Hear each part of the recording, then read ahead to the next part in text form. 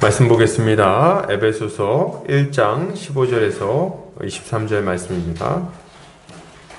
에베소서 1장 15절에서 23절 말씀입니다. 제가 봉독해 올리겠습니다.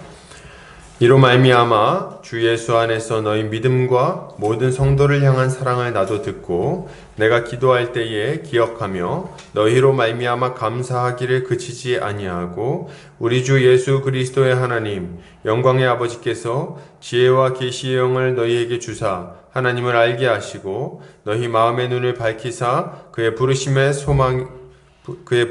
소망이 무엇이며 성도 안에서 그 기업의 영광의 풍성함이 무엇이며 그의 힘의 위력으로 역사하심을 따라 믿는 우리에게 베푸신 능력의 지극히 크심이 어떠한 것을 너희로 알게 하시기를 구하노라. 그의 능력이 그리스도 안에서 역사하사 죽은 자들 가운데서 다시 살리시고 하늘에서 자기의 오른편에 앉히사 모든 통치와 권세와 능력과 주권과 이 세상뿐 아니라 오는 세상에 일컫는 모든 이름 위에 뛰어나게 하시고 또 만물을 그의 발 아래에 복종하게 하시고 그를 만물 위에 교회의 머리로 삼으셨느니라.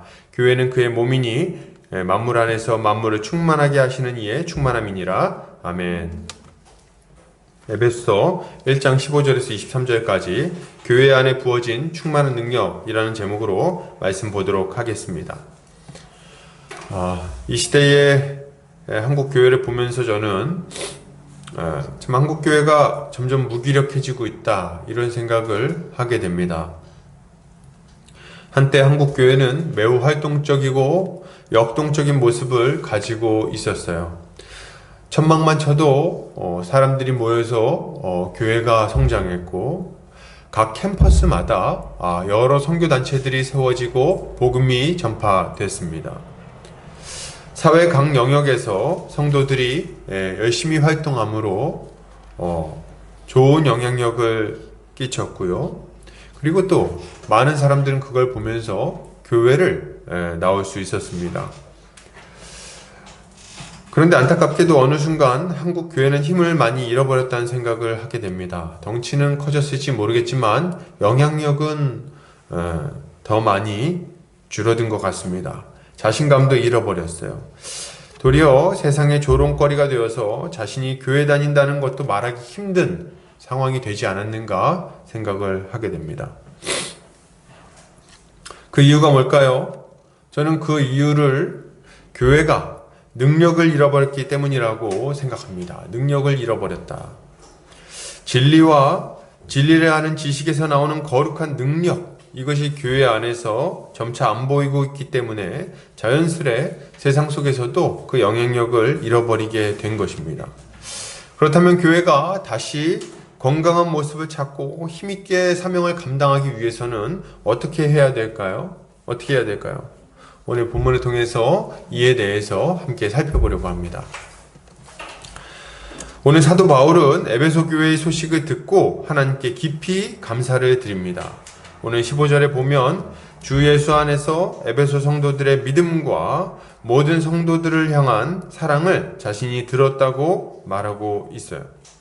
그리고 그것으로 인해서 하나님께 기도할 때에 그들을 기억하며 그들로 인해 하나님께 감사하기를 그치지 않는다고 말하고 있죠. 감사를 그치지 않는다. 이건 무슨 말입니까? 기도할 때마다 그 이름을 부르고 기도할 때마다 하나님께 감사한다는 이야기를 하고 있는 거예요. 감사합니다. 하나님 누구누구 성도, 우리 에베소 교회 누구누구 주님 감사합니다. 이렇게 계속 기도가 나오는 거죠. 감사하는 기도가 막 튀어나오는 거예요. 정말 감사했던 것 같아요. 그러면 사도 바울은 왜 이렇게 감사했을까요?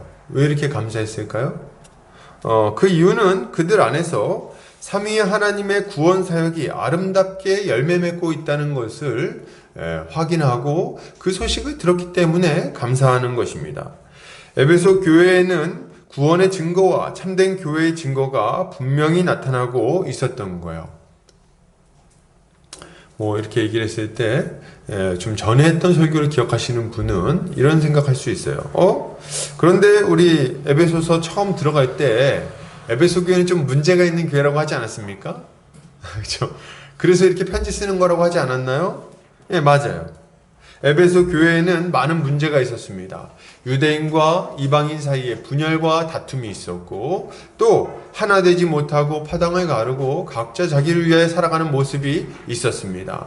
그리고 그들 안에는 여전히 옛사람의 더러운 모습이 남아 있었고, 가정 안에서의 문제와 직장 안에서의 문제와 부모 자식 간의 문제가 있었어요. 그런 여러 문제들이 에베소 교회에는 여전히 있었다는 말입니다. 그런데 그럼에도 불구하고 사도 바울은 그들을 참된 교회의 증거를 가지고 있는 자들이라고 생각했어요. 그 이유가 뭘까요? 그 이유는 그들 안에 그들이 살아있다는 증거, 그들이 참된 교회라는 최소한의 증거가 있었기 때문에 그렇습니다.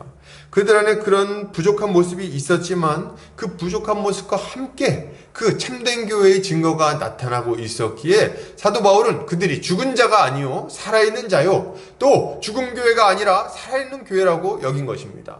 그래서 삼위 하나님의 구원 사역으로 말미암아 세워진 이 교회로 인해 하나님께 감사하고 있었던 거죠.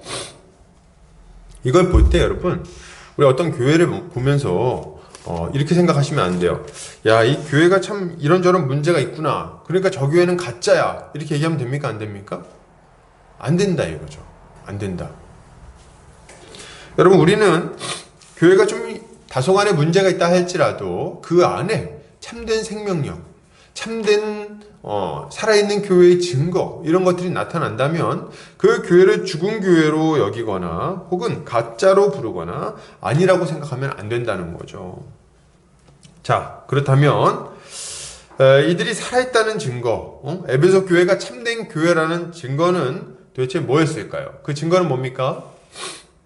그것은 바로 오늘 본문에 나오는 것처럼 믿음과 모든 성도들에 대한 사랑이 나타나는 거였습니다.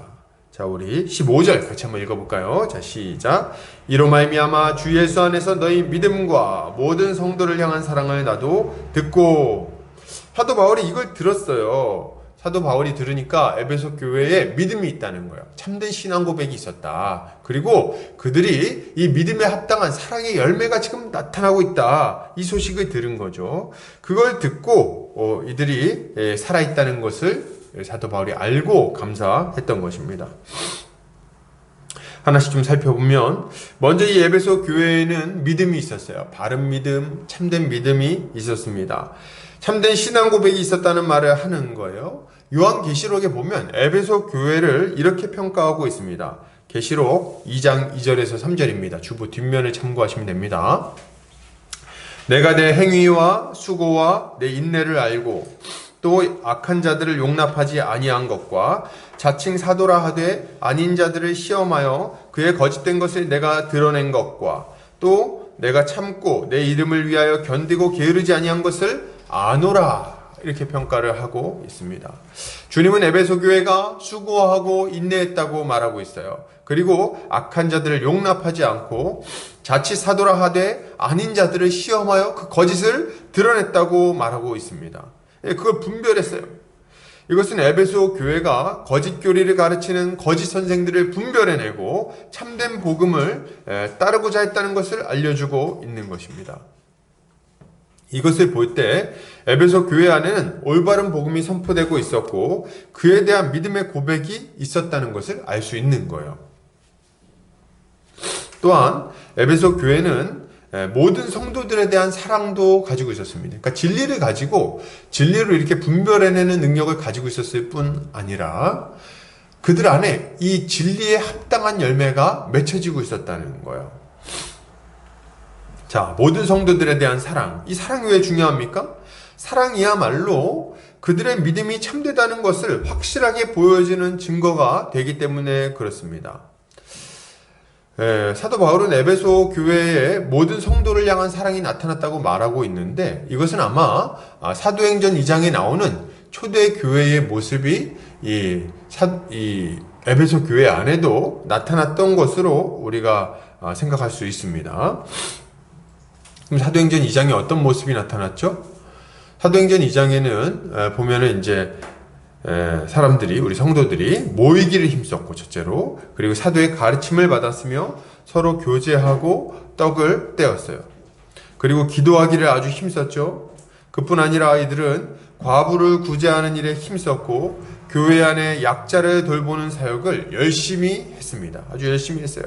그 결과 교회 안에는 가난한 자가 없어지는 믿기 힘든 일이 벌어지는 것을 볼 수 있었던 거예요.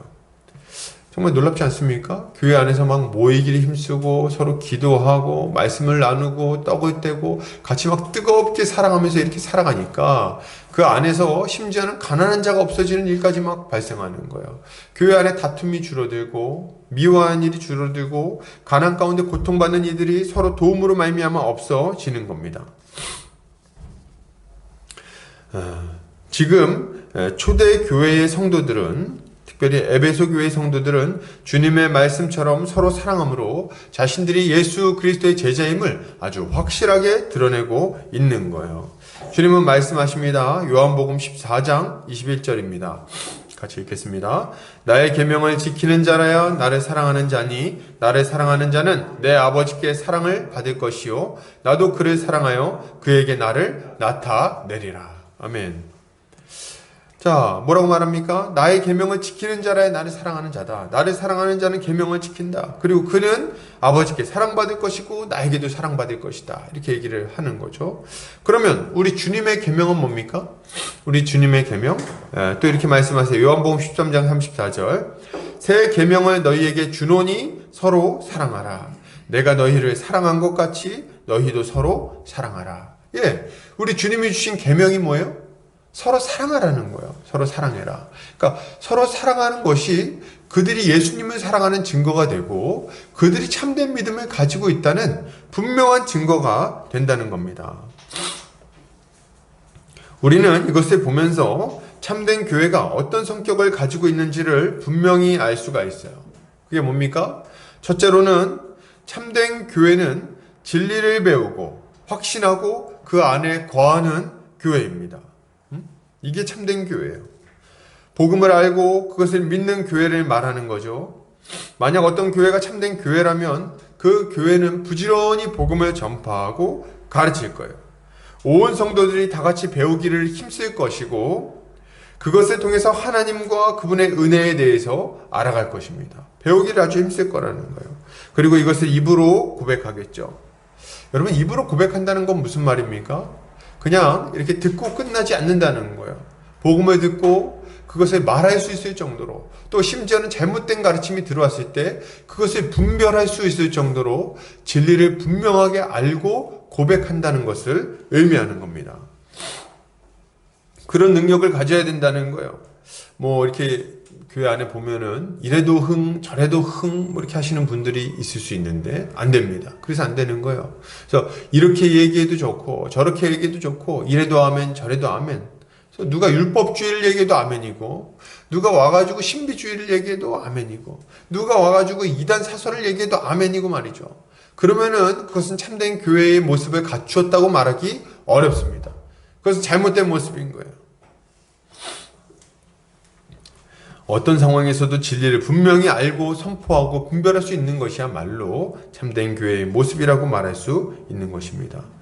둘째로 참된 교회는 진리에 합당한 열매가 나타나게 되어 있습니다. 반드시 나타나요, 여러분. 진리에 합당한 열매가 나타납니다.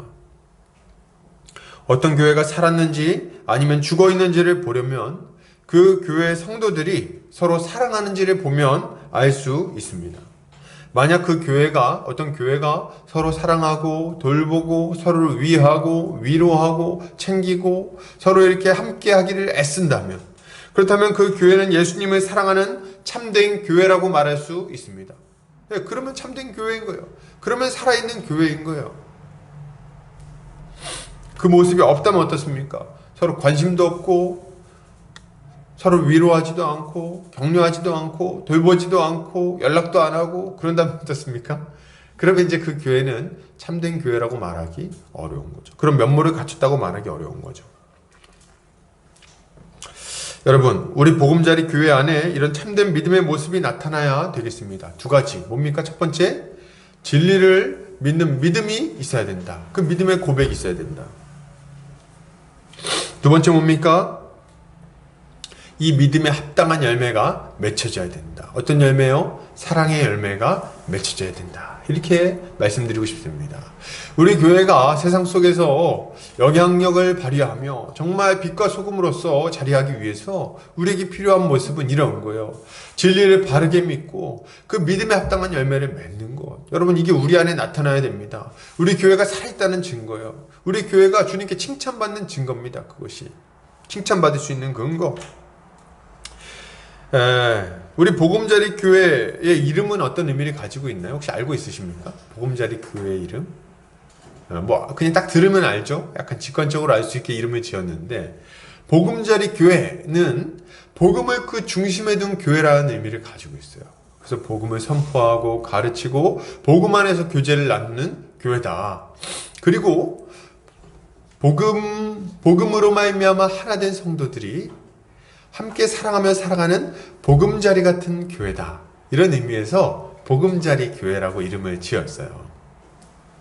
우리 교회 안에 이 두 가지 열매가 맺혀지기를 기대합니다.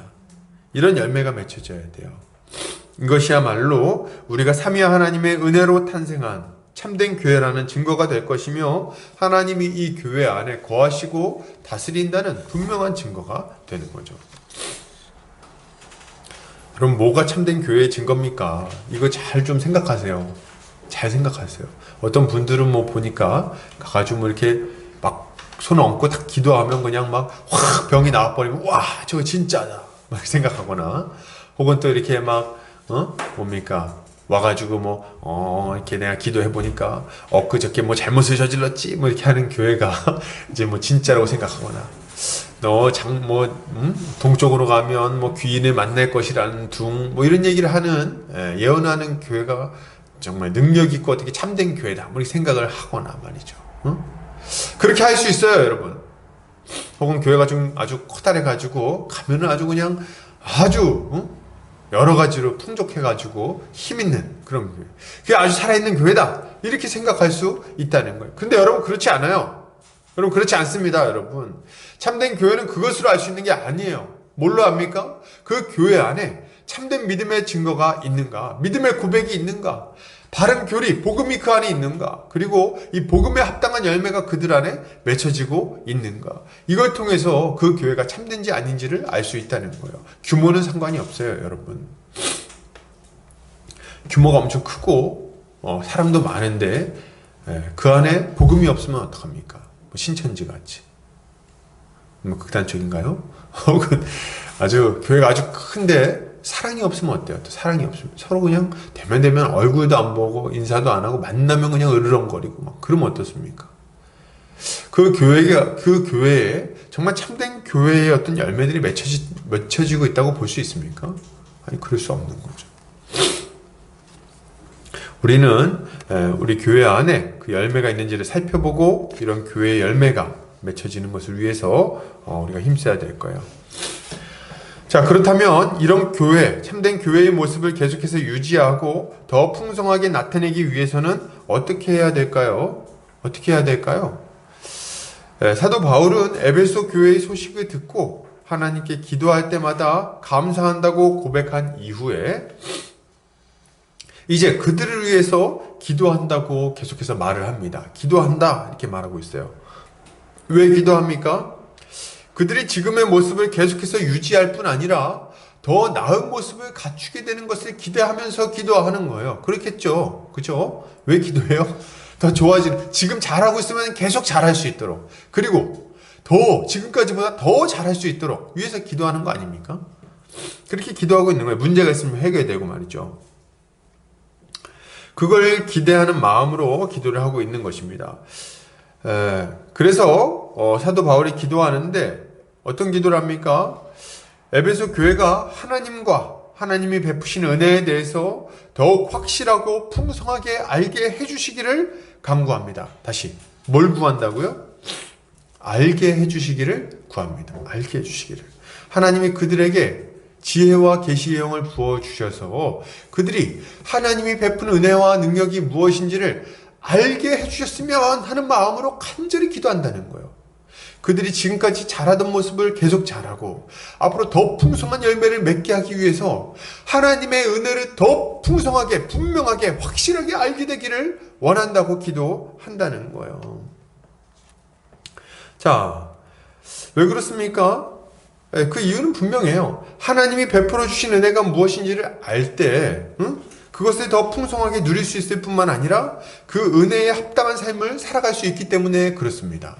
그래서 하나님이 우리를 부르신 소망이 무엇인지 알아야, 교회에 가지고 있는 그 소망, 그 청사진이 뭔지를 알아야, 앞으로 어떤 모습으로 변화되기를 원하시는지를 알아야, 그래야지 교회 안에서 그런 것을 추구하며 살 수가 있어요. 그리고 우리 안에 어떤 능력이 주어졌는지를 알아야 어떡합니까? 그걸 알아야지 그 능력을 활용해서 그 능력을 믿음으로 그렇게 살려고 애쓰게 돼 있다는 거예요. 그래서 이걸 알게 해달라고 그렇게 강구하는 겁니다. 자, 그러면 알게 해주시기를 강구한다고 했는데 좀 구체적으로 뭘 알게 해주시기를 구하고 있습니까? 할 때 우리 보면은 우리 17절, 18절 말씀입니다. 17절, 18절, 19절 말씀 다시 한번 읽어볼게요. 우리 주 예수 그리스도의 하나님 영광의 아버지께서 지혜와 계시의 영을 너희에게 주사 하나님을 알게 하시고 너희 마음의 눈을 밝히사 그의 부르심의 소망이 무엇이며 성도 안에서 그의 기업의 영광의 풍성함이 무엇이며 그의 힘의 위력으로 역사하심을 따라 믿는 우리에게 베푸신 능력의 지극히 크심이 어떠한 것을 너희로 알게 하시기를 구하노라. 이렇게 얘기를 하고 있어요. 그래서 세 가지로 정리를 해볼 수 있는데요. 첫째로는 뭡니까? 부르심의 소망이 무엇인지를 알게 해주시는 것. 둘째는 뭡니까? 그 기업의 영광의 풍성함이 무엇인지를 알게 하시는 것. 세 번째는 뭡니까? 베풀어 주신 능력의 지극히 크심이 어떠한지를 알게 해주시는 것. 이 세 가지라고 말할 수 있는 거예요. 자, 그럼 첫째로 사도 바울은 우리를 부르신 부르심의 소망이 무엇인지 알게 해주시기를 구하고 있습니다. 왜 부르심의 소망을 알아야 되죠? 이 부르심의 소망이 무엇인지 알 때, 이 부르심의 소망을 가지고 있을 때 우리는 세상 사람들처럼 헛된 것을 소망하면서 살아가지 않고 거룩하고 복된 것을 소망하며 살아갈 수 있기 때문에 그렇습니다. 그게 뭔지 알아야 돼요. 그러면 부르심의 소망은 뭘까요? 하나님이 우리를 부르신 소망은 뭡니까? 우리 부르심의 소망은 우리를 거룩하고 흠이 없는 하나님의 자녀로 삼으셔서 하나님 나라를 기업으로 주신다는 소망이에요. 이게 부르심의 소망입니다. 우리 앞에 에베소 1장 3절부터 14절에서도 좀 살펴봤던 내용인데요. 우리 주님이 그것을 우리에게 주실 것이라는 소망이다.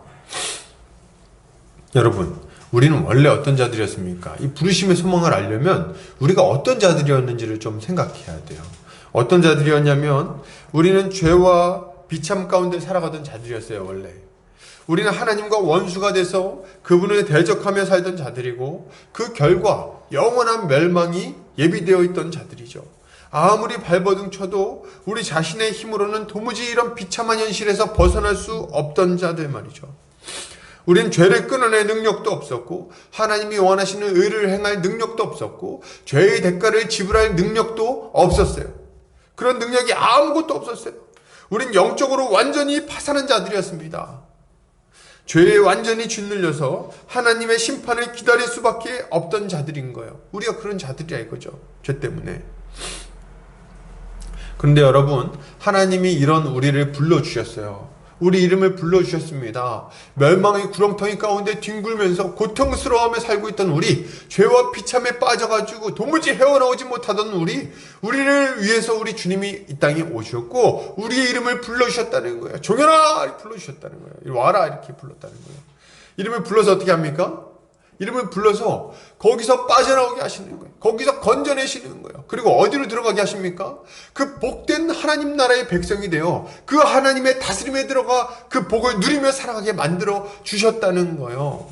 이것이 부르심의 소망입니다. 로마서 1장 6절에서는 뭐라고 말합니까? 주님이 사도들만 부른 게 아니다. 우리도 불렀다. 이렇게 얘기를 하고 있어요. 너희도 그들 중에서 예수 그리스도의 것으로 부르심을 받은 자니라. 우리도 예수 그리스도의 것으로 부르심을 받았어요. 우리는 하나님의 것이 아니었죠. 마귀 거였죠. 근데 하나님이 불러주셨다는 거예요. 그 결과 우리는 어떤 소망을 갖게 됐습니까? 우리는 죄에서 벗어나게 됐어요. 예수께서 죄값을 지불해 주셨으므로 우리는 자유의 몸이 됐습니다. 또한 주님은 우리를 새로운 피조물로 빚어주셔서 하나님께 순종하며 살아가는 하나님의 친백성이 되게 만들어 주셨어요. 그래서 이제 우리는 지옥에서 벗어나 하나님 나라에 들어갈 소망을 가지게 된 것입니다. 이것이 우리가 알아야 될 부르심의 소망인 거죠. 이걸 좀 알아야 돼요. 이제 내가 이 죄 가운데 빠져가지고 비참하게 살다가 멸망하는 자가 아니구나. 나에게는 소망이 있구나. 영원한 하나님 나라에 들어가 그곳에서 하나님과 동행하며 그 복을 누릴 소망이 있구나. 이걸 알아야 된다는 거죠. 둘째로 사도 바울은 뭘 알게 되기를 구합니까? 그 기업의 영광의 풍성함이 무엇인지를 알게 해주시기를 구하고 있어요. 그 기업의 영광의 풍성함. 이 기업이 뭘까요? 기업. 삼성 뭐 이런 거 아니죠? 뭡니까 이 기업? 이 기업은 유업 혹은 유산 뭐 이렇게 얘기할 수도 있는데, 이것은 우리 창세기 1장에서 하나님 창조하셨던 그 하나님 나라를 말하고 있는 거예요. 하나님 나라. 하나님께서 예비하시고 또 창조하신 하나님 나라. 하나님이 다스리시고 그분이 창조한 그분의 백성이 그분의 그 풍성한 창조 세계에서 마음껏 사랑하며 복을 누리며 안식을 누리며 살아가는 그 나라가 바로 하나님 나라 아닙니까? 이 나라를 우리에게 유업으로 주신 거예요.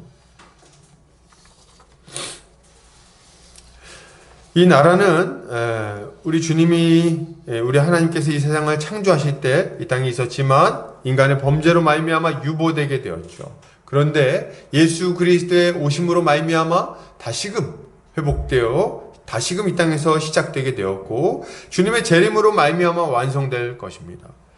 이것이 어떻게 이미 시작됐다고 말할 수 있습니까? 이 하나님 나라가 어떻게 이미 시작됐고 어떻게 이미 우리에게 주어진다고 말할 수 있죠? 예수 그리스도의 다스림으로 말미암아 그 일이 이루어집니다. 말씀을 통해서 이루어지는 우리 주님의 통치로 우리는 그 복을 누리며 살아갈 수 있게 된 거죠. 그리고 결국에는 어떻게 됩니까? 그 영원한 하나님 나라의 백성이 되어서 영원토록 하나님과 함께 거하며 복을 누리게 되는 거예요. 이것이 우리가 알아야 될 기업의 영광의 풍성함인 거죠. 이걸 알아야 돼요. 이걸 모르면 뭘 보게 됩니까? 이걸 모르면 세상 영광을 보면서 살아가게 돼 있어요. 세상 영광을 추구하고 그걸 바라보고 그걸 기뻐하고 살아가게 되는 거죠.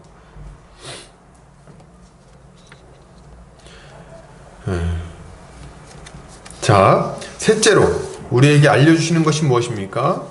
사도 바울은 하나님께서 우리에게 베푸신 능력의 지극히 크심을 알게 해주시기를 간구하고 있어요.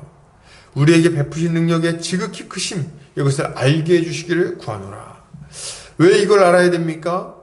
우리가 이처럼 하나님 나라 백성으로서 이 땅에서 복을 누리며 살아가는 것이 결코 만만한 일이 아니기 때문에 그렇습니다.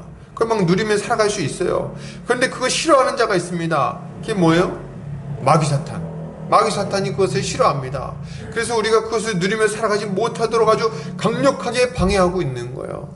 강력한 영향력을 행사하면서 온 교회는 그것을 거슬러서 살아가야 하는 상황에 있는 거죠. 그래서 사람들이 보면 잘 안 변해요. 그죠? 교회 안에 모여가지고 하나님 나라의 복을 누리자 이렇게 해도 잘 안 바뀝니다. 잘 안 바뀌고 말이죠. 또 죄의 유혹은 여전히 강력해요. 마귀는 쉬지 않고 돌아다니면서 우리를 시험하고 유혹하고 핍박합니다. 세상 풍조는 무엇이 옳고 그른지를 분별하기 어렵게 만들어요. 이 강력한 대적들이 우리를 대적하면서 있으니까 우리가 이 하나님 나라의 복을 풍성하게 누리면서 살아가는 것이 만만치 않은 거죠. 그렇다면 이런 세상에서 두려움에 빠지거나 위축되지 않고 계속해서 믿음의 길을 걸어가기 위해서 우리에게 필요한 건 뭡니까? 우리 주 예수 그리스도 안에서 우리에게 주어진 능력이 무엇인지를 알아야 되는 거예요. 자, 다시. 자, 여러분. 다시 한번 정리해서 말씀드릴게요. 지금 약간 분위기가 쭉 약간 퍼지고 있어. 제가 느낄 때 못 알아듣는다 이런 느낌을 지금 제가 많이 받고 있는데요. 다시 한번 설명을 해드릴게요. 하나님께서 우리를 부르셨습니다. 부르심의 소망을 주셨어요. 그 소망은 뭡니까? 그 영원한 하나님 나라를 유업으로 얻을 거라는 그 소망을 주신 거예요. 그래서 우리가 이 죄 가운데 살아가다가 거듭나 하나님이 원하시는 의로운 삶을 살 수 있는 존재로 변화되었고, 그 결과 우리는 뭘 소망할 수 있게 됐어요? 하나님 나라 들어갈 것을 소망할 수 있게 된 거예요. 할렐루야. 근데 말이죠, 그 하나님 나라 좋다고 그러는데 그럼 그 하나님 나라가 뭔데요? 할 때 그 하나님 나라가 뭡니까? 그 하나님 나라는 하나님께서 창조 때부터 만드셨던, 계획하셨던 그 복된 나라를 말하는 거예요. 하나님이 다스리는 나라, 그 백성이 마음껏 풍성하게 누리면서 먹고 마시고 교제하면서 살아가는 복된 나라, 그게 하나님 나라죠. 그걸 하나님이 우리에게 주시겠다는 거예요. 근데 말이죠, 장차 우리 죽고 난 다음에 준다고 말씀하신 게 아니라 이미 이 땅에서부터 예수 그리스도를 믿는 자들에게 그 복을 주시겠다고 약속하셨어요. 그리고 우린 그걸 누릴 수 있을 뿐만 아니라 장차 우리가 하나님 나라에, 그러니까 완전히 우리 주님의 나라가 이 땅에 이루어질 때 영원토록 그걸 누릴 수 있게 되는 거죠. 이게 우리에게 주어진 기업의 영광의 풍성함이요 소망이라고 말할 수 있는 겁니다. 그런데 자 여러분, 우리가 이걸 믿고 아주 풍성하게 이걸 누리면서 감사하면서 막 살아가야 되는데 생각처럼 그렇게 못 산다는 거예요. 우리가 마치 이런 복을 하나도 못 가진 것처럼 위축되고 두려워하고 하나도 못 누리고 빈곤함 가운데 막 살아가는 경우가 많이 있습니다. 그래서 교회를 다니고 예수를 믿는데도 불구하고 세상을 두려워요. 예수를 믿는데도 불구하고 적극적으로 자기 인생을 주님께 던지지를 못합니다. 이유가 뭡니까? 우리 안에 어떤 능력이 있는지를 모르는 거예요. 우리 안에 베풀어 주신 능력이 뭔지를 모르는 거예요. 그 능력이 뭔지를 모르니까 능력을 사용하지도 못하고 그것을 누리지도 못하고 그냥 빈곤하게 두려움에 질려서 막 살아가고 있는 거죠. 싸워볼 생각도 안 하고. 그래서 우리 주님이 우리에게 뭘 알게 해주셔야 된다는 겁니까? 그 하나님이 베풀어 주신 그 능력의 지극히 크심, 그걸 알아야 된다는 거예요. 그걸 알아야지 어떻게 돼요? 우리가 세상에서 우리에게 도전하면 그걸 맞서 싸우고 그걸 극복해내고 하나님 나라의 복을 쟁취하고 아주 적극적으로 누리고 이 하나님 나라를 소망하며 살아갈 수 있게 된다는 거예요. 이걸 우리가 알아야 된다는 거죠. 알아야 돼요. 알아야 된다. 저기 따라해볼까요? 알아야 된다. 알아야 산다. 여기 앞에 오프라인 예배가 되니까 이런 걸 할 수 있어서 좋네요. 자, 이렇게 알아야 된다. 이거 알아야 된다. 알면 할 수 있어요, 여러분. 알면 살 수 있어요. 알면. 모르면 못 살아. 모르면 교회답게 못 살지. 모르면요 믿음을 고백할 수도 없고요. 모르면요 제대로 사랑하면서 살 수도 없어요. 왜 사랑해야 되는지도 모르니까. 그 사랑하면서 살려고 그러는데 자꾸 방해가 있는데 굳이 뭘 사랑하면서 사는가 생각하니까, 우리한테 능력이 없다고 생각하니까 못 산다는 거예요.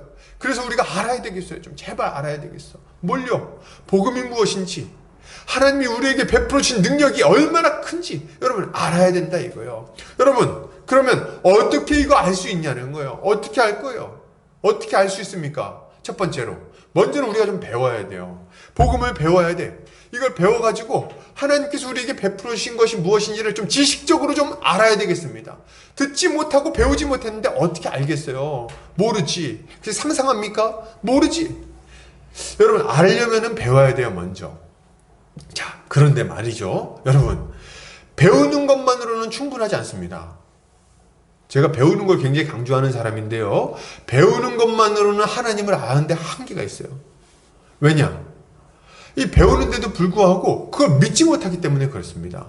믿음으로 받아들이지 못하기 때문에, 이걸 믿음으로 받아들이지 못하니까 이것이 참된 지식으로, 우리의 삶을 바꾸는 살아있는 지식으로 우리에게 역사하지 못하는 거예요. 믿음이 없기 때문에. 그럼 왜 믿음이 없냐? 했던 이유가 굉장히 분명한 거예요. 이유가 뭐냐면 우리의 영안이 어두워져 있기 때문에 그렇습니다. 우리의 영안이 어두워져 있는 거예요. 이 세상의 악한 영이, 혼미케 하는 영이 우리 가운데 역사하면서 우리가 이 복음 지식을 들었는데도 불구하고 믿지 못하게 막고 있는 거예요. 알아듣지 못하게 막 막아요. 그래가지고 교회를 오래 다니는데도 불구하고 믿음을 갖지 못하는 사람들이 있어요. 혹은 예수를 믿기는 하지만 세상에 짓눌려 갖고 항상 뒤로 뒷걸음질 치는 사람들이 있습니다. 이 복음 맨날 듣는데 말이죠. 근데도 그러고 있다는 거예요. 첫 번째는 뭐 어떻다고요? 못 믿어. 안 믿. 이게 듣기는데 아유 말은 좋죠. 근데 그런 게 어떻게 가능합니까? 혹은 어때요? 복음을 듣고 그렇게 살아야죠. 근데 능력이 없어요. 못 살아요. 이렇게 얘기한다는 거예요. 왜? 왜 이런 일이 생깁니까? 영안이 감겨서 영적인 세계가 보이지 않는 거예요. 영안이 어두워져 있으니까 영적인 세계 대신에 뭐가 보입니까? 이 세상이 보이는 거예요. 영안이 어두워져 있으니까 눈에 보이는 것만 보이는 거예요. 보이지 않는 세계를 보지 못하는 거예요. 그래서 어떡합니까? 이 세상이 단 줄 알고 이 세상의 능력이 너무 크게 보이고 그래가지고 이 세상이 위축돼갖고 세상의 원리에 완전히 사로잡혀가지고 살아가는 거예요. 우리 주님의 원리대로 세상을 이기면 믿음으로 살아내는 것이 아니라 우리 주님이 우리에게 허락하신 그 영적인 복을 누리면서 살아가는 것이 아니라 이 세상의 것들에 그냥 빌붙어가지고 어떻게 조금 그거 얻어보려고 발버둥 치면서 살아가는 것밖에 안 된다 이거죠. 뭔가 좀 고난이 만나면 믿음으로 이겨내고 극복해내고 초월적인 능력을 보여줘야 되는데 싸우지는 못합니다. 왜요? 몰라서. 안 보이니까. 안 보이니까. 믿음이 없으니까 보이질 않는 거예요. 영안이 어두워져 있어요. 영안이 어두워져 있어. 이 세상과 현실이 너무 강력하고 커 보이는 거예요. 그래서 뒤로 물러나는 거죠. 자, 그러면 여러분 어떻게 해야 되겠어요? 어떻게 해야 되긴요? 우리 마음 눈이 밝아져야 됩니다. 우리 마음 눈이 밝아져야 돼요. 우리 육신의 눈도 밝아지면 좋겠지만 육신은 뭐 눈은 한번 나빠지면 안 좋아진다니까 안경을 쓰시고 여러분 우리 마음 눈이 밝아져야 되겠어요. 마음 눈이 아주 환하게 밝아져야 되겠습니다. 우리 마음 눈은 밝아질 수 있어요. 어떻게 해요? 지혜와 계시의 영이 우리 마음 가운데 역사하시면 우리의 어두워져 있는 이 마음 눈이 아주 밝히 환하게 열려질 수 있습니다. 그래서 전에는 전혀 보이지 않던 장님과 같아서 하나도 볼 수 없었던 이 영적 세상이 밝히 보이고 하나님이 보이고 그분의 능력이 보이고 그분의 역사하심 도우심이 보이는 거예요. 그분의 손길이 보인다는 거예요. 그래야지 어떻게 합니까? 우리 주님 뜻대로 살아갈 수 있게 되는 거죠. 여러분 그래서 우리는요 우리의 감겨진 영혼을 활짝 띄워주시기를 위해서 기도해야 됩니다. 우리의 두려움에 빠질 때 어떻게 해야 됩니까? 영안을 띄워서 우리의 주변을 둘러싸고 있는 하나님의 군대를 보게 해달라고 기도해야 되는 거예요. 이게 우리에게 필요한 거죠. 여러분 그러므로 우리는 끊임없이 배우기를 힘쓸 뿐만 아니라 수시로 기도해야 되겠어요. 우리 영안에 띄워주셔서 세상의 영광이 아니라 하나님의 영광을 보게 해달라고, 세상의 눈을 감고 하나님께 눈을 뜨게 해달라고 강구해야 되는 겁니다. 그리하여 이 신령한 지식을 알게 해달라고 강구해야 된다는 거예요. 이렇게 할 때 주님은 우리의 마음 눈을 밝혀주셔서 우리가 주를 따라 살아갈 수 있도록 만들어 주실 거예요. 할렐루야.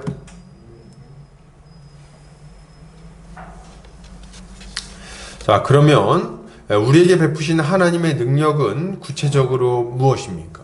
뭘까요? 사도 바울은 19절부터 하나님이 우리에게 베푸신 지극히 크신 능력이 무엇인지를 설명하기 시작합니다.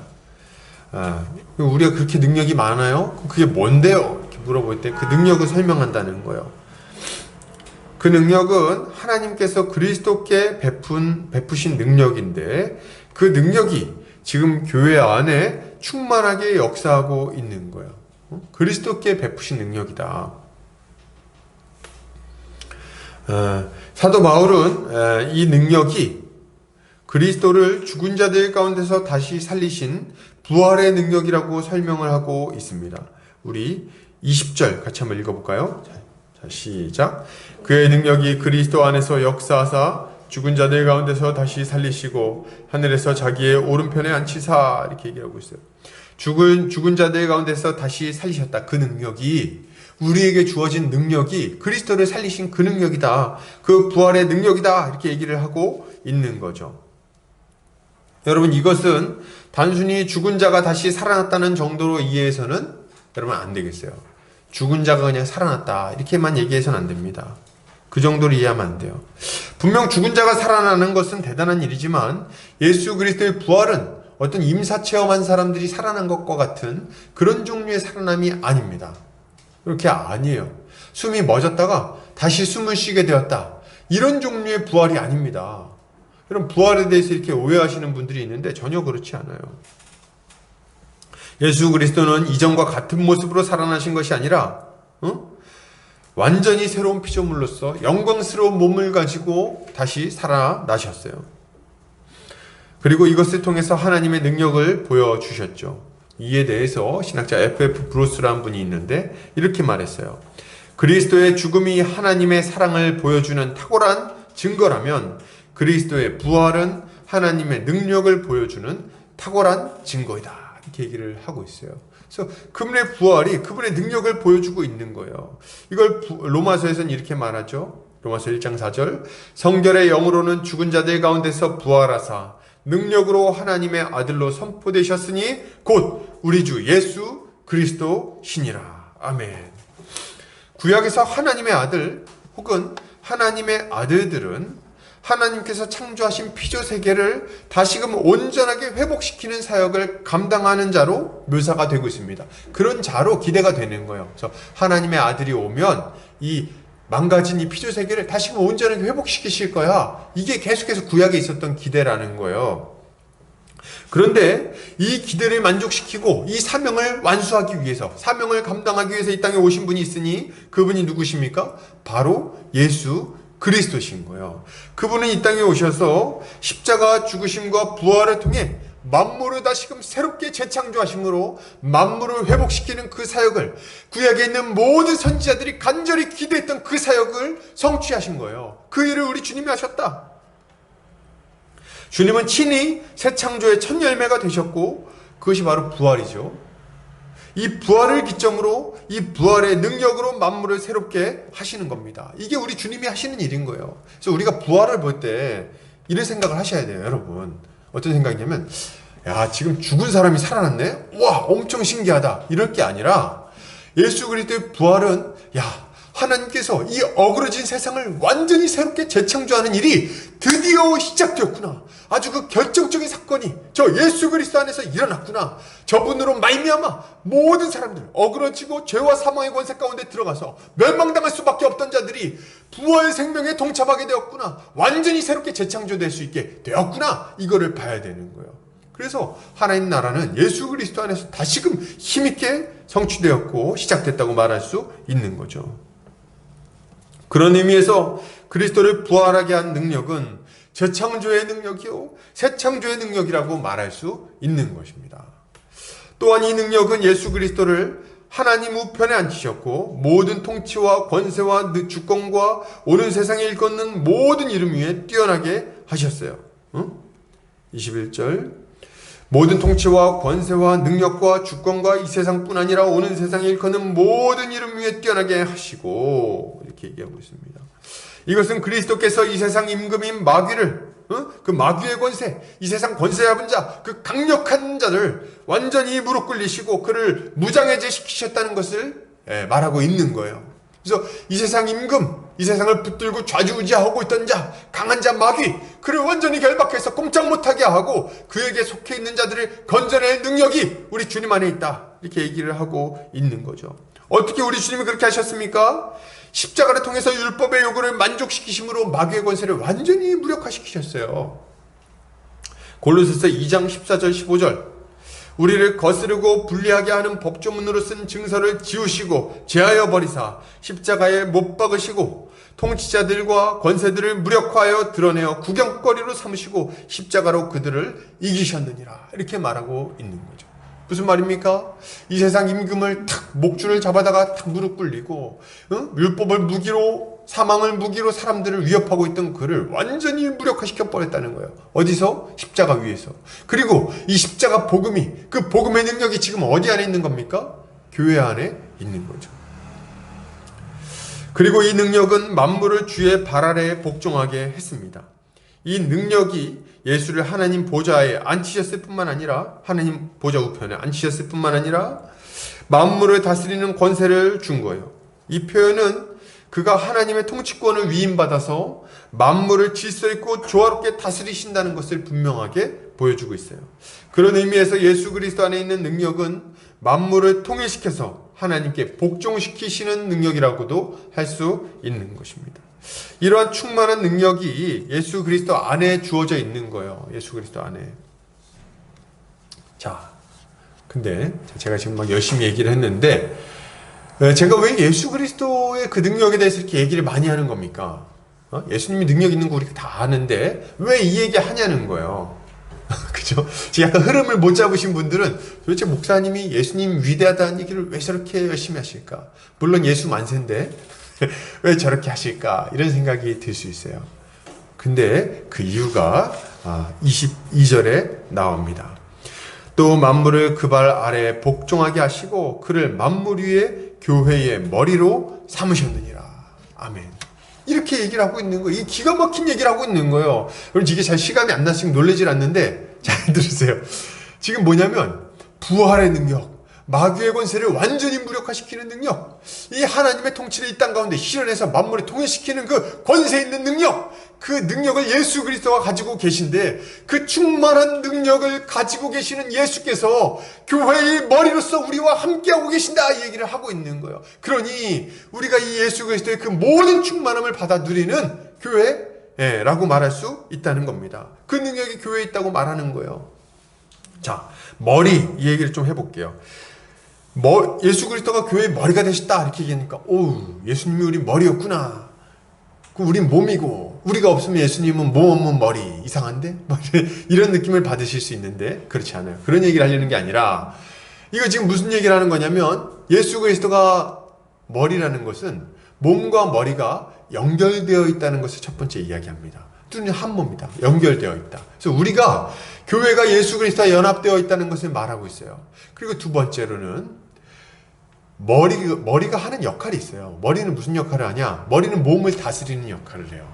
그래서 몸이 어디로 가든지 머리가 시키는 겁니다. 그래서 교회를 다스리는 분이 누구냐? 예수 그리스도라는 것을 알려주고 있는 거예요. 교회의 주인이자 교회를 다스리시는 분, 교회와 함께 하시는 분, 연합되어 있는 분, 그게 누구냐? 예수라는 거죠. 그리고 그게 다가 아니에요. 여기 한 가지 더. 성경은 머리와 몸이라는 이 비유를 통해서 뭘 알려주냐면 머리로부터 모든 좋은 것이 몸으로 공급된다는 것을 알려줍니다. 그래서 예수 그리스도가 우리의 머리가 되시고 우리가 그의 몸이라는 것은 예수 그리스도 안에 있는 모든 충만한 것, 그 모든 좋은 것이 우리에게로 그대로 전해진다는 것, 그 공급된다는 것을 이야기하고 있는 거예요. 예수 그리스도가 이상을 생각해보면 그리스도가 교회의 머리가 되셨다는 표현은 그리스도께서 교회의 머리가 되심으로 교회를 다스리실 뿐만 아니라 교회와 함께 하시고 교회의 모든 필요를 충만하게 공급하신다는 것을 이야기하고 있는 겁니다. 그래서 23절에서 뭐라고 말합니까? 교회는 그의 몸이니 만물 안에서 만물을 충만하게 하시는 이의 충만함이니라. 이렇게 얘기를 하고 있는 거예요. 예수 그리스도 안에는 무엇이 있습니까? 충만함이 있어요. 온 우주 만물을 다스릴 수 있는 그 충만한 능력이 예수 그리스도 안에 있습니다. 그 모든 좋은 것이 예수 그리스도 안에서 충만하게 거하고 있어요. 그런데 감사하게도 이 예수 그리스도는 교회의 머리십니다. 이 예수 그리스도께서 그 모든 충만함을 우리 교회에 충만하게 부어주고 계신 거예요. 할렐루야. 그러니 교회는 어떤 능력을 가지고 있습니까? 첫째로 그 예수 그리스도 안에 있는 부활의 능력이 이 예수 그리스도 안에 있는 그 부활의 능력이 교회 안에 있는 거예요. 부활의 능력이. 그리고 또 뭐 어떤 능력이 있어요? 사단의 권세를 짓밟는 그 권세와 능력이 어디에 있습니까? 교회에 있는 거예요. 교회에 있어요. 또 어떤 능력이 있습니까? 이 만물을 다스리고 질서 있게 조화롭게 통일시키는 그 능력이 교회 안에 지금 있다고 말하고 있는 겁니다. 예수 그리스도와 연합하여 그분의 통치에 순종하는 교회 안에는 이런 능력이 있는 거예요. 정말요? 예. 교회 안에 이런 충만한 능력이 있습니다. 먼저 교회 안에는 예수 그리스도 안에 있는 부활의 능력이 충만하게 거하고 있어요. 이 새 창조의 능력, 재창조의 능력이 있습니다. 그래서 죽은 자들, 마른 뼈와 같은 자들이 생기를 얻어 살아나는 역사가 교회 안에서는 끊임없이 계속해서 일어나는 거예요. 여러분 한번 보세요. 교회에 올 때 사람들을 보십시오. 그래서 교회 다니는 사람들 보면 처음부터 좋은 사람들이 아니에요. 처음부터 괜찮은 사람들이 아니다. 그럼 어떤 사람들이냐? 처음엔 아주 하나님과 원수처럼 살아가고 완악하고 완고하고 남 비방하기 좋아하고 거짓말 잘하고 말이죠. 온갖 종류의 죄를 지으면서 살아가는 자들이 교회를 나옵니다. 나올 때는 또 어떻게 나왔는지 몰라. 막 그냥 나와주세요 나와주세요 해서 나오지. 근데 이제 그렇게 나왔는데 말이죠, 바뀝니다. 교회 안에 있는 이 충만한 재창조의 능력이 그 사람을 완전히 바꾸는 거예요. 죄를 깨닫게 하고 죄를 회개하게 하고 죄에서 벗어나 의를 향하게 만듭니다. 그래서 저 어거스틴, 탕자 어거스틴 같은 자도 완전히 새롭게 바꾸어서 성자 어거스틴으로 바꾸는 거예요. 그 능력이 이 교회 안에 있는 겁니다. 교회 안에서 선포되는 이 말씀으로 인해서 사람이 변화됩니다. 이 말씀으로 인해서 사람이 정말 놀라운 인격을 갖추게 되는 거예요. 다른 이들을 위해 자기 인생을 드릴 수 있을 정도로 인격적인 존재로, 아주 거룩한 존재로, 죄를 멀리하고 다른 사람을 위하여 자기 자신을 내어주는 존재로 바뀌게 된다는 거예요. 이런 일이 막 나타난다. 그래서 이 새로워진 자들을 보면요, 우린 이런 고백이 나올 수밖에 없어요. 고린도후서 5장 17절, 그런즉 누구든지 그리스도 안에 있으면 새로운 피조물이라. 이전 것은 지나갔으니 보라 새 것이 되었도다. 보라 새 것이 되었도다. 여러분, 교회를 나오면 새 사람이 됩니다. 새 것이 됩니다. 소망 없던 인생이 소망 있는 인생으로 바뀝니다. 새로워진다는 거예요. 그 문제도 해결되겠죠. 당연히 사람이 바뀌는데 인생이 바뀌어요. 여러분, 깡패같이 살던 자가 완전히 뒤바뀌어가지고 이 세상에서 정말 존경받는 인물로 바뀌게 됩니다. 그래서 와가지고 사람들이 물어보죠. 아니 도대체 어떻게 이렇게 인생이 바뀌었습니까? 그렇게 방탕하게 살던 사람이 어떻게 이렇게 되셨습니까? 그렇게 깡패처럼 다른 사람들 패고 다니던 사람이 어떻게 이렇게 바뀌신 겁니까? 그럼 얘기하죠. 오직 우리 주 예수 그리스도의 은혜 외에는 내가 이렇게 바뀐 것을 설명할 수 있는 도리가 없습니다. 그 부활 생명이 내 안에 지금 있습니다. 얘기를 하는 거죠. 여러분, 교회 안에 이런 능력이 있는 거예요. 또한 교회는 마귀의 권세를 이길 능력을 가지고 있어요. 마귀는 지금도 우는 사자처럼 두루다니면서 교회를 위협합니다. 때로는 위협에 그치지 않고 잔인하게 교회를 핍박하기도 해요. 그러나 우리가 기억할 것은 그럼에도 불구하고 교회가 패배하거나 망하지 않는다는 거예요. 마귀가 우리를 아무리 유혹해도, 마귀가 우리를 아무리 핍박해도 교회는 망하지 않습니다. 잠시 넘어질지는 몰라도 다시 일어날 수 있어요. 그 결과 우리는 궁극적으로 승리하는 자들이 되는 거예요. 또한 우리가 마귀를 대적하면 마귀는 우리를 견뎌내지 못합니다. 마귀를 대적하라, 그리하면 너희를 피하리라, 성경에서 말하고 있어요. 우리가 마귀를 대적하면요, 마귀의 권세는 지리멸리에 무너질 수밖에 없습니다. 여러분, 사도행전을 좀 보시기 바랍니다. 마귀가 아주 열심히 교회를 핍박합니다. 교회를 막아섭니다. 복음이 전파되지 못하도록 막아서고 그들이 거룩하게 살지 못하게 계속해서 유혹하고 시험거리들을 줍니다. 그럼에도 불구하고 그 안에 살아있는 능력이 계속해서 역사함으로 말미암아 마귀의 권세는 꼼짝 못하고 무너지는 것들을 우리가 보게 되는 거예요. 교회는 계속해서 승리합니다. 승리하고 또 승리하고 또 승리하고 전진하고 또 전진해서 결국에는 정말 이 땅에 편만하게 퍼질 때까지 성장해 나가는 것을 우리가 보게 되는 거죠. 그래서 마태복음 16장 18절에서 우리 주님이 이렇게 말씀하십니다. 또 내가 내게 이르노니 너는 베드로라. 내가 이 반석 위에 내 교회를 세우리니 음부의 권세가 이기지 못하리라. 이렇게 말하고 있어요. 사망의 권세가 우리를 이기지 못합니다. 사단의 권세가 교회를 이기지 못합니다. 온갖 종류의 핍박으로, 온갖 종류의 유혹으로 교회를 둘러싼다 할지라도 교회는 결코 무너지지 않습니다. 왜요? 우리 주님이 우리 안에 계시고 충만한 능력을 계속해서 공급하시기 때문에 그런 거예요. 자, 또한 교회 안에는 하나님이 맡기신 사명을 힘있게 감당하며 살아갈 수 있는 능력, 만물을 통일하는 능력이 드러납니다. 교회는 주님의 통치를 받으며 하나님께 영광 돌리는 거룩한 삶을 살 수가 있어요. 그래서 날마다 풍성한 성령의 열매를 맺으며 하나님께 영광을 돌리죠. 예, 맞아요. 하나님의 통치를 받으며 그분의 통치받는 백성의 합당한 열매, 그 믿음에 합당한 열매가 계속해서 맺혀집니다. 성령의 9가지 열매가 맺혀집니다. 사랑하고 인내하고 온유하고 충성하고 절제하고 말이죠. 이런 것들이 계속해서 맺혀집니다. 그래서 주변에 있는 사람들이 보면 우와 대단하다, 저긴 정말 빛과 같은 자들이구나, 빛의 자녀들이구나 하고 알 수가 있는 거예요. 뿐만 아니라 우리는 이 능력으로 우리 주변에 있는 자들에게 복음을 증거합니다.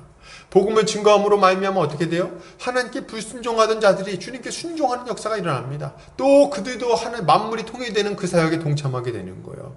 그래서 우리는 이 하나님 통치 안에 그들을 계속해서 인도하고 그들은 변화되고 이런 일들이 우리로 말미암아 일어나는 거죠. 그리고 우리는 또한 하나님의 대리 통치자로서 세상을 경작하고 다스리는 일을 감당합니다.